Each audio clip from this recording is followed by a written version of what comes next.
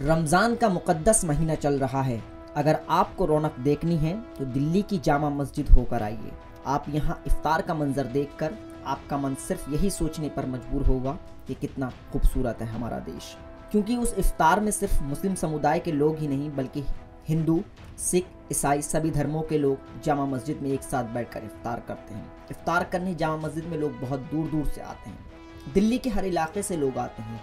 हज़ारों की तादाद में लोग यहाँ इफ्तार करने आते हैं। लेकिन सुप्रीम कोर्ट के फैसले के बाद जामा मस्जिद में एक ऐसा परंपरा खत्म हो गई जो करीब 500 साल से चल रही थी। सुप्रीम कोर्ट ने पिछले वर्ष दिल्ली में पटाखों की खरीद बिक्री पर प्रतिबंध लगा दिया है।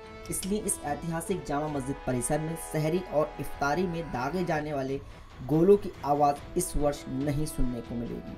सैकड़ों साल पुरानी मुगलकालीन परंपरा सुप्रीम कोर्ट के आदेश के बाद खत्म हो गई है। सुप्रीम कोर्ट ने पिछले वर्ष दिल्ली में पटाखों की खरीद बिक्री पर प्रतिबंध लगा दिया था। इसके बाद जामा मस्जिद प्रशासन ने इस वर्ष गोला न दागने का निर्णय लिया है। गोले की आवाज़ से जामा मस्जिद इलाके के लोगों को सहरी और इफ्तार के समय का पता चलता था। इस वर्ष अब गोला दागने की जगह जामा मस्जिद के मीनारों को रोशन किया जाएगा।